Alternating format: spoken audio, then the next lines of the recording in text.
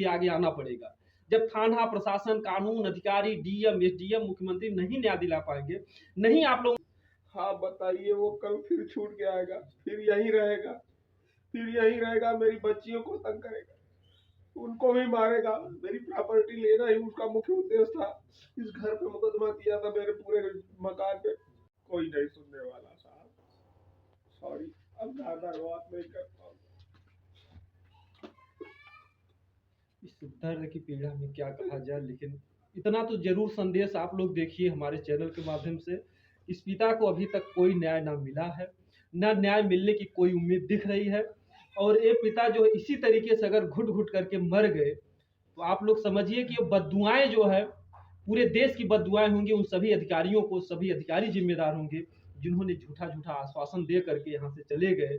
सब DM, SDM, जितने भी अधिकारी आए, सब यहाँ पर झूठा झूठा इनको जो आश्वासन दिए हैं। और हम लोग तमाम मैटर में जाते हैं, जब कहीं पर चक्का जाम होता है, सड़क जाम होता है, तो हर जगह यही बहलाया जाता है पीड़ित परिवार को, मीडिया को गुमराह किया जाता है कि हम जल्दी से न्याय दिलाएंगे, हम ऐसा करेंगे।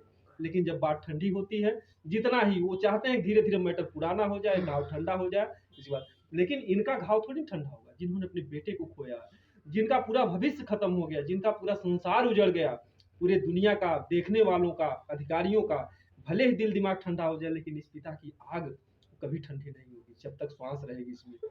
इनके बेटे को तो कोई नहीं ला सकता, लेकिन कम से कम जो अपराधी है उनको अगर उचित सजा मिल जाती, जो भी इस परिवार की मांग थी, पीड़ित परिवार की, तो कम से कम इस पिता को जो है हाँ बताइए, हाँ बताइए, वो कल फिर छूट के आएगा, फिर यहीं रहेगा, फिर यहीं रहेगा, मेरी बच्चियों को तंग करेगा, उनको भी मारेगा। मेरी प्रॉपर्टी लेना ही उसका मुख्य उद्देश्य था। इस घर पे मुकदमा किया था, मेरे पूरे मकान पे, पूरे जायदाद पे मुकदमा करके रखा है। फिर कल को आएगा, फिर यही मारेगा। फिर कौन आएगा? फिर 2-4 दिन लोग चिल्लाएंगे, मैं ऐसे तड़प के मर जाऊंगा। कोई सुनेगा नहीं भैया, कोई नहीं सुनेगा, कोई नहीं सुनेगा। आओ भैया, जिसको जो भी लेना हो ले लो, ले लो यार, जाओ लेके जाओ। तुम भी आज नहीं कल तो मरोगे ही, कुछ लेके नहीं जाओगे। मैं उससे जाके समझाता था कि भैया ये झारखंड नहीं है, आपके बच्चे असलहा लेके टहल रहे हैं यार, क्या लाद के लेके जाओगे भाई? तो बोलता था तुम्हारा समझ में नहीं आएगा। तो सच में हमारा समझ में नहीं आया भैया, हमको बिहारी भाषा में बोलता था कि तुम्हारा समझ में नहीं आया। अब समझ में आ रहा है ना, वो सचमुच मुझे मारने के लिए तैयार था। लेकिन मैं जाता था, इतना झगड़ा मुकदमा के बाद भी उससे बोलता था भैया ये सब मत करो, ये सब ठीक नहीं यार, बच्चों का भविष्य देखो, पढ़ाओ लिखाओ, आप क्या बना रहे हो अपने बच्चे को। लेकिन भैया अपना समझ करके आप उनको अच्छी बात बताते थे। भैया मैं किताबें पढ़ा रहा था, काश मैं भी बंदूक सिखाया होता अपने बच्चे को, मैं भी पूरा तलवार सिखाया होता तो आज मैं रोता नहीं, आज शायद वो रोते। मेरा जेल में रहता, जाके मिलता, मेरे सामने तो रहता। आज आज मैं रो रहा, आज मैं रो रहा हूँ, किताब पढ़ा के रो रहा हूँ। मुझे किताब नहीं पढ़ाना चाहिए था बच्चे को, मुझे नहीं पढ़ाना चाहिए था, मुझे सिखाना चाहिए था कि गुंडई करो, दबंगई करो, नहीं तो मार दिए जाओगे किसी दिन सिधाई में। सॉरी भैया, क्या कहा जाए, जो है ना कुछ कहते बनता है। इस पिता का जवाब कोई दे नहीं पाएगा। और योगी जी हो चाहे अखिलेश जी हो, जितने भी बड़े बड़े नेता हैं, आप लोग अपने फायदे या जहां भी जातिवाद लड़ाना होता है, दिखाना होता है, वहां आप लोग अपना ठोस दिखाते हो।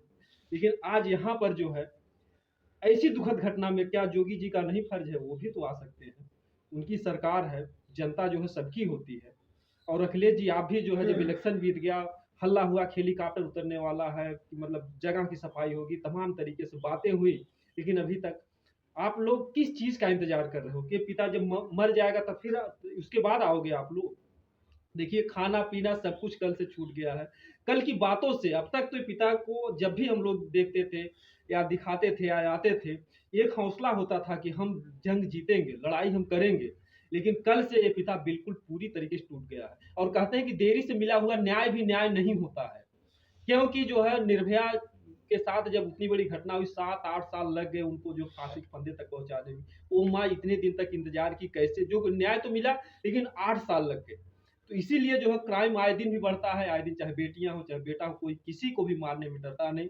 सब अपराधियों को पता है कि हमें जेल में बैठकर आराम से खाना मिलेगा, तो 4-6 महीना या साल भर, इसके बाद फिर हम छूट जाएंगे। और यही होता आ रहा है। तो हम यही चाहेंगे कि अगर इस तरीके की घटना घटी, एक संदेश मैं और देना चाहूंगा अपने चैनल के माध्यम से, अगर इसी तरीके से पीड़ित परिवार सब निराश होते रहे तो एक दिन इस जनता से हमारा रिक्वेस्ट है कि जनता को खुद अपने न्याय के लिए आगे आना पड़ेगा। जब थाना प्रशासन, कानून अधिकारी, डीएम, एसडीएम, मुख्यमंत्री नहीं न्याय दिला पाएंगे, नहीं आप लोगों के बस की बात है कि जनता को न्याय दिलाया जा सके।